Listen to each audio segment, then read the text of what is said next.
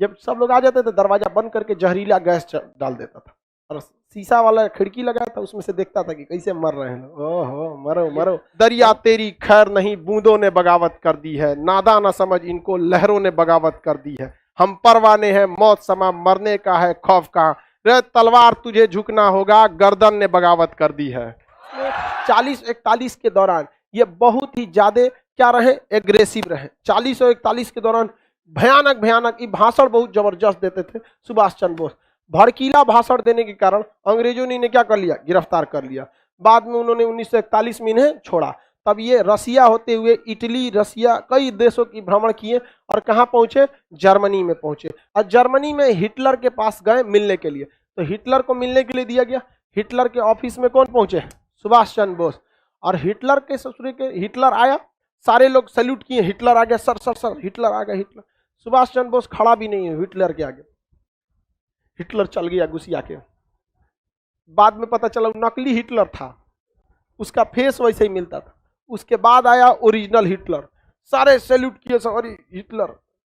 ओकरो देख के सुभाष चंद्र बोस वैल्यू नहीं दिए। बाद में पता चला यो नकली था। जितना आया सब उसके खुद के बॉडीगार्ड कंफ्यूज हो जाते थे सब, लेकिन सुभाष चंद्र बोस नहीं।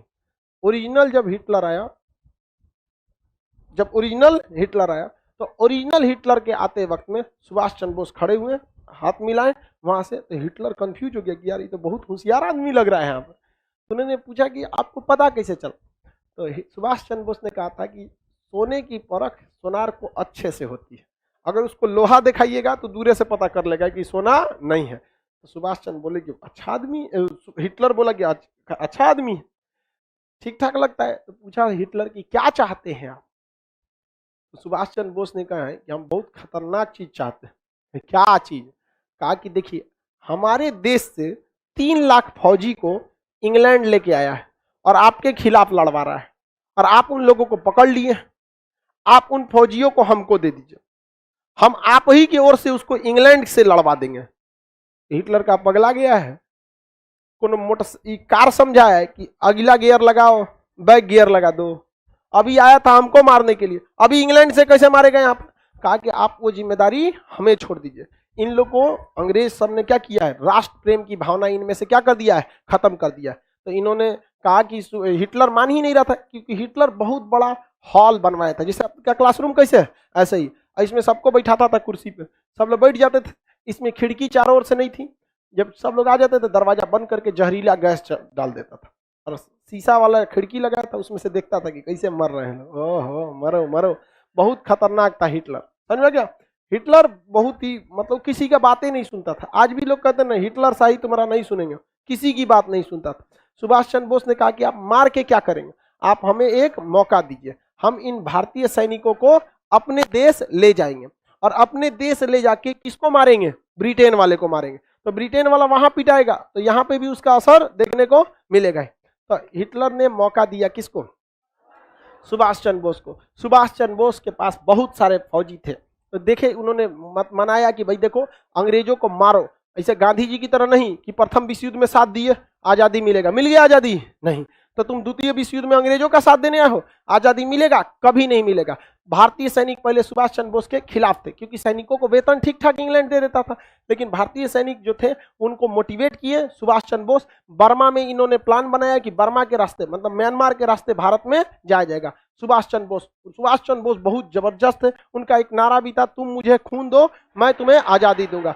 सुभाष चंद्र बोस सबको क्या किए, एकदम मोटिवेट किए सारे सैनिकों को। वह खून कहो किस मतलब का जिसमें उबाल का नाम नहीं, वह खून कहो किस मतलब का आ सके देश के काम नहीं, वह खून कहो किस मतलब का जिसमें जीवन न रवानी है, जो परवश होकर बहता है वह खून नहीं है पानी है। उस दिन लोगों ने सही सही खून की कीमत पहचानी, जिस दिन बर्मा में सुभाष ने मांगी उनसे कुर्बानी थी। बोले स्वतंत्रता की खातिर बलिदान तुम्हें करना होगा, तुम बहुत जी चुके जग में लेकिन आगे तुम्हें मरना होगा। आजादी के चरणों में जो जयमाल चढ़ाई जाएगी वह सुनो तुम्हारे शीशों के फूलों से गूंथी जाएगी। स्वतंत्रता का संग्राम कहीं पैसों पर खेला जाता है या शीश कटाने का सौदा नंगे सर झेला जाता है। अजान बाहों ऊंची करके बोले रक्त तुम मुझे देना, बदले में भारत की आजादी तुम मुझसे लेना। हो गई सभा में उथल पुथल, सीने में दिल न समाते थे, स्वर इंकलाब के नारे कोसों तक सुनाई देते थे।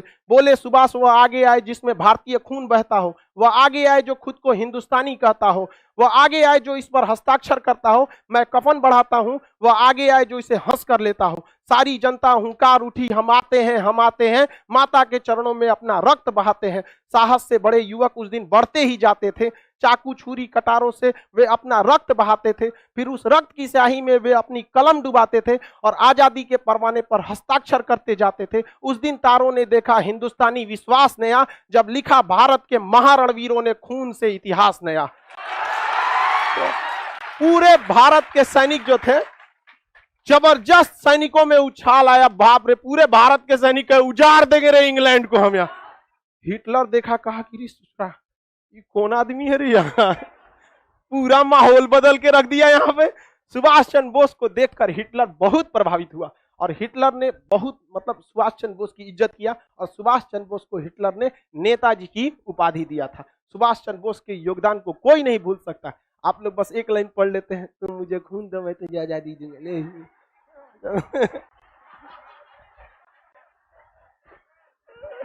समझा गया कि नहीं आ गया?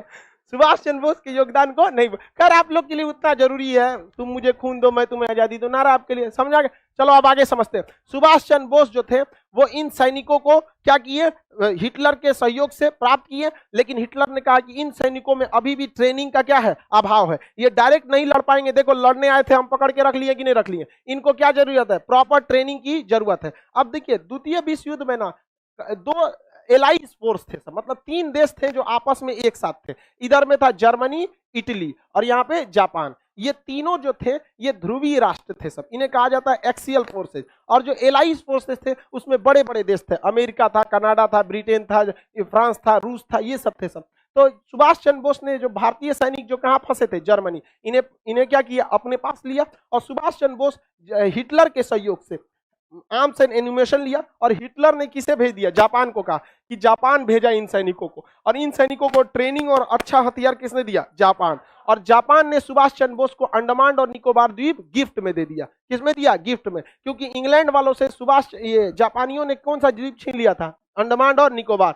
तो यहां पर सुभाष चंद्र बोस ने अंडमान और निकोबार द्वीप का नाम क्या रख दिया, शहीद एवं स्वराज, शहीद एवं स्वराज नाम रख दिया। और यहां पर सुभाष चंद्र बोस को मिला, सिंगापुर में सुभाष चंद्र बोस ने आजाद हिंद सरकार बना लिया। क्या बना लिया, आजाद हिंद सरकार। कहा कि देश गुलाम नहीं है, हमारी सरकार है, अभी हम सिंगापुर से शासन कर रहे हैं, धीरे धीरे धीरे धीरे दिल्ली पहुंचेंगे। और सुभाष चंद्र बोस ने सिंगापुर से ही ऑल इंडिया रेडियो पर बोला था, मुझे इस लड़ाई में राष्ट्रपिता महात्मा गांधी की आशीर्वाद की जरूरत है। तो बताइए महात्मा गांधी को राष्ट्रपिता किसने कहा था, सुभाष चंद्र। देखिए सुभाष चंद्र बोस और महात्मा गांधी में मतभेद नहीं था, दोनों की आइडियोलॉजी अलग थी। सुभाष चंद्र बोस 24 कैरेट गरम दल वाले और महात्मा गांधी 24 कैरेट नरम दल वाले, ये दोनों आपस में मिल नहीं सकते, लेकिन विवाद नहीं था। आप इतिहास को उस तरह से पढ़िए जिस तरह से हुआ है, ऐसे नहीं कि आप कह देंगे महात्मा गांधी उसमें झगड़ा था। अब आप ही बताओ, हम जीएस के टीचर और कोई मैथ के टीचर, हम दोनों लोग एक चीज पे कैसे जा सकते हैं भाई? उनका चीज पढ़ाने का तरीका अलग, हमारा अलग है, दोनों अलग अलग होंगे कि नहीं, लेकिन अल्टीमेट काम क्या है, आप लोग का रिजल्ट दिलाना। अगर हम जीएस, हम या इंडिया का कोई भी जीएस का टीचर, उसका जीएस में योगदान है, जो भी मैथ के टीचर उनका मैथ में योगदान है, रीजनिंग में योगदान है। आपको तो जरूरत दोनों की है, कि ऐसा थोड़ी है कि आप जीएस पढ़ लेंगे मैथ नहीं पढ़ पाएंगे तो आपका रिजल्ट हो जाएगा। आपको तो बैलेंस लेके चलना है। वो अलग बात है कि बीपीएससी, यूपीएससी या दरोगा, रेलवे, इस सब में जीएस का वेटेज ज्यादा है, लेकिन ओवरऑल आपको तो लेके सबको चलना है। तो नरम दल भी जरूरत थी और गरम दल भी जरूरत थी। युवाओं का कहना है कि नरम दल की क्या जरूरत थी? अरे नहीं भैया, संगठित करने का काम नरम दल ही किया। और आप ध्यान से देखेंगे, नरम दल से ही जो एक्सट्रीमिस्ट लोग थे वो गरम दल के रूप में गए थे। समझा रहा है कि नहीं आ रहा है? किसी को कोई दिक्कत नहीं? तो महात्मा गांधी से सुभाष चंद्र बोस ने क्या कहा, राष्ट्रपिता। सर सुभाष चंद्र बोस इतने पढ़े लिखे थे फिर भी गरम दल के कैसे हो गए? भाई गरम दल और नरम दल ये पढ़ने लिखने पे उतना डिपेंड नहीं करता है, डिपेंड करता है आइडियोलॉजी कैसे है। हम नरम दल के हैं, सोचो हम आज भी कहते हैं कि हम मतलब पढ़ाते हैं बस, बट टीचर बनने का हमारा 1% भी सपना नहीं, 1% भी नहीं। पढ़ाते हैं वो अलग बात है। शुरुआत में हम पढ़ाना चालू किए थे फ्रस्ट्रेशन दूर करने के लिए, क्योंकि हमको आर्मी में इस चीज से छांटा था जो कभी सही नहीं हो सकता था। नंबर कम था, छाट देते, अगली बार और मेहनत करके आते। मेरिट में हाथ बहुते टेढ़ा है ससुरा, दिखता है यहाँ पे, ऐसे हो गया यहाँ पर। फ्रस्ट्रेशन में कभी मम्मी को बोल देते थे आपको ध्यान नहीं रखना चाहिए, बचपन में तेल ओल सही से मालिश किया जाता है।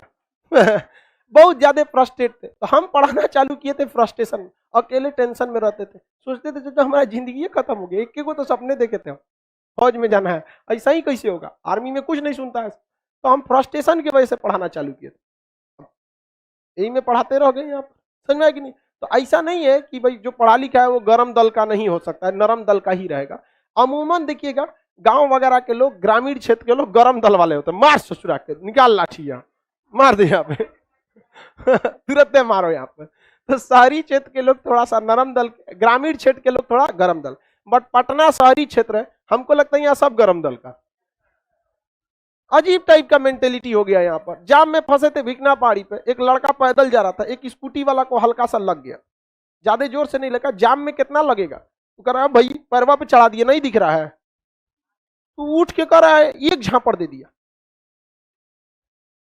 बड़ा खराब लगा हमको, वो केवल इसीलिए एक झापड़ उसको दे दिया क्योंकि वो देख रहा था कि ये पैदल है क्या कर लेगा मेरा। मेंटेलिटी सोचिए, अगर सामने वाला कुछ नहीं कर सकता है तो हम कुछ कर देंगे। तनी हमरा से बोले स्कूटी या ओकरा सहिते गड़िया में रख लेते हैं, यहाँ कोल्ड स्टोर है ये, अगले सीजन में छोड़ते ना। मतलब देखिए मेंटेलिटी देखिए लोगों की, उसके अंदर गुस्सा पावर कुछ नहीं है, वो देख रहा है कि हमारा जिससे झगड़ा है वो कुछ नहीं कर सकता। वही विधायक जी रहते तो बांध के लेके चल जाते हैं, चुनाव में होकर बांट देते एक से एक रहता है। चलो अब आगे समझते हैं। तो बताइए सुभाष चंद्र बोस ने आजाद हिंद सरकार की स्थापना कहां कर दिया? सिंगापुर में। और यहीं से सैनिकों को कहा था कि अब हमें यहां नहीं रुकना है, कहां चलना है? दिल्ली चलो। दिल्ली चलो का नारा, तुम मुझे खून दो मैं तुम्हें आजादी दूं। सुभाष चंद्र बोस। नेताजी की उपाधि किसने दिया इन्हें? Adolf Hitler. Adolf Hitler, Hitler का पूरा नाम एडोल्फ हिटलर था। हिटलर का पूरा नाम क्या था? Adolf Hitler. अब यहां से ये बर्मा में है, कहां पहुंचे? बर्मा। बर्मा में यहां पर उन्होंने हेड ऑफिस बनाया था, बर्मा, अभी का नाम म्यांमार है। वहां पर यहां पर आजाद हिंद फौज से उनकी क्या हो गई? मुलाकात। क्योंकि सुभाष चंद्र बोस के पास जो सेना थी तो वो वेल ट्रेंड थी, जर्मनी में भी ट्रेनिंग मिला, जापान में भी मिला, आधुनिक हथियार मिला और एक योग्य कमांडर मिला। आपका कमांडर तगड़ा रहना चाहिए, युद्ध आप ऐसे ही जीत जाएंगे। अगर कमांडर डरपोक मिल गया, युद्ध कभी नहीं जीत पाएंगे। वहां पर चाइना और भारत के बीच जो गलवान घाटी हो रही है, तो भारत अभी भी वहां अपना पंजाब रेजिमेंट का 11 कोर को तैनात किया हुआ है। अभी भी 1.5 साल हो गया, अभी भी वहां हमारे ही कमांडर वही है। और चाइना ने अपने कमांडर को 7 बार बदल चुका, 7 बार बदल चुका, सोच सकते हैं। इसलिए हम गर्व है हमें हिंदुस्तानी सेना पे, आज भी वो डटे हुए। वहां पे बिहार रेजिमेंट वाला मारा था सब ये तो और मन बड़ होता है, दौड़ा दिया वहां पर। इनके कमांडर कहते रह गए, अरे एग्रीमेंट है हम लोग का 1996 हम हथियार नहीं चला सकते। बिहारी बोला था कौन मार गोली चला रहा है, लाठिए बहुत होलो है। एक ट्रेनिंग तो हम लोग को बचपने से है मार लाठी मार मार दी। बताइए जिस देश का कमांडर बदला जाएगा उस देश का सेना का मनोबल गिरेगा कि नहीं गिरेगा? खत्म हो जाएगा। अब वो सब टिक नहीं पाता, ऐसा ना खाना पे भी बोला जाता। अमेरिकन सेनापति ने कहा था कि सेना कितना लड़ेगी ये डिपेंड करता है उसके पेट में कितना अनाज है। तो भारतीय सेना का खाना जो है ना, या इंडियन खाना बहुत ठोस होता है। चाइनीज वाला चाउमीन, चाउमीन चाउमीन का उस तरह हम लोग का ये अटक जाएगा।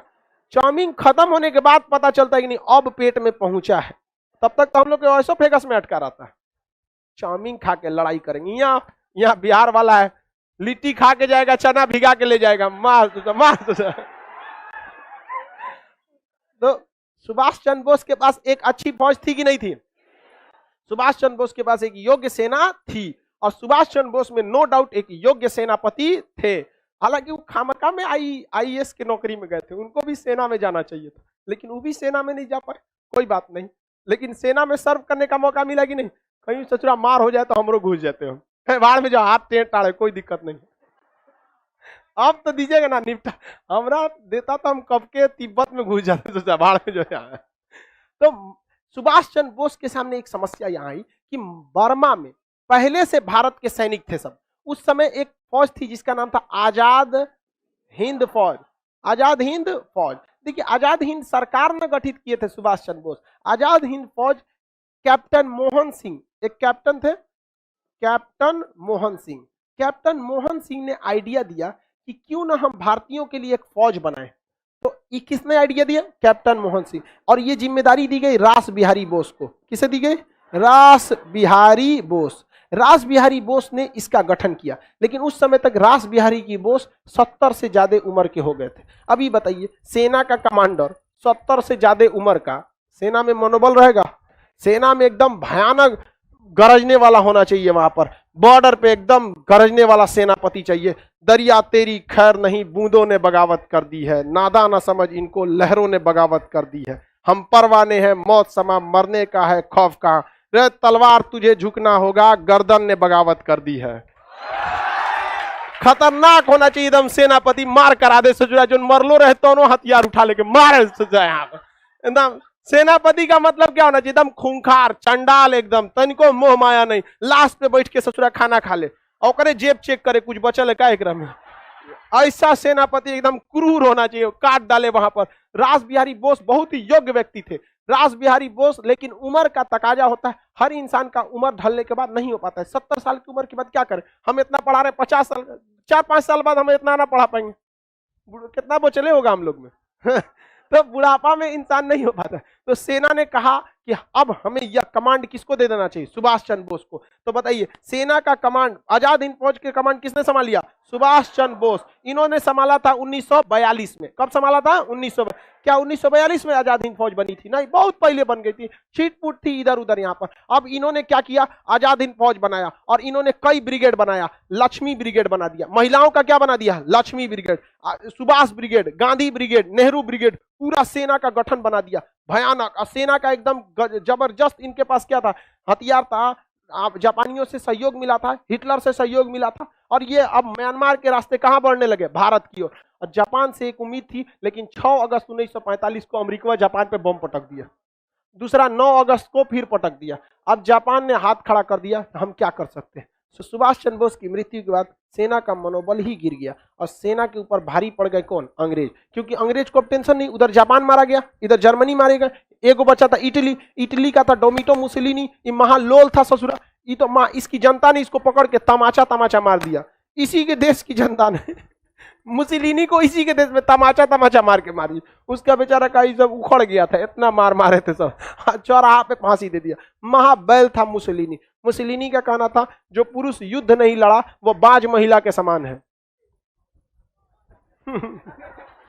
कोई बात है भाई, युद्ध जरूरी है, लेकिन युद्ध किस हाल में जरूरी है ये है। आप युद्ध को बहुत हद तक टालिए, आखिरी डिसीजन होना चाहिए, युद्ध होना चाहिए। ऐसा थोड़ी कि युद्ध कर दो एकदम। यहाँ पर सुभाष चंद्र बोस की मृत्यु के बाद आजाद हिंद फौज के सैनिकों को गिरफ्तार किया गया और लाल किला में इनके खिलाफ मुकदमा चलाया गया था। आजाद हिंद फौज के सैनिकों पर मुकदमा कहाँ चलाया गया था? लाल किला। और लॉर्ड लिनिथगो थे उस समय भारत के वायसराय। उसके बाद लॉर्ड लिनिथगो के समय बाद आए थे मिंटो उंटो को, इसको भेजा गया, माउंट बेटन वगैरह। तो इसके ऊपर मुकदमा चलाया गया। तो उसके बाद जब मुकदमा चलाया गया तो भारत के जवाहरलाल नेहरू वकील जो थे, काटजू थे, तेज बहादुर सप्रू थे, बहुत सारे वकीलों ने आजाद हिंद फौज के सैनिकों का पैरवी किया और जज से कहा कि गलती से भी आप सजा मत सुनाइएगा। याद है मंगल पांडे? हाँ, एगो को सुनाए थे मंगल पांडे को, बाकी 1857 का क्रांति किया था ना। अभी माहौल सही नहीं है जज साहब, आप इनकी सजा को माफ कर दीजिए वरना फिर बवाल कर देगा सभी सैनिक सब। तो जज ने कहा माफ करने की शक्ति हमारे पास नहीं है, राष्ट्रपति को होती है। उस समय राष्ट्रपति के पद पर वायसराय हुआ करता था, तो वायसराय ने इनकी सजा को क्या कर दिया? माफ कर दिया। अगर द्वितीय विश्व युद्ध नहीं होता तो हम लोग 1947 में आजाद नहीं होते, ये वास्तविकता है।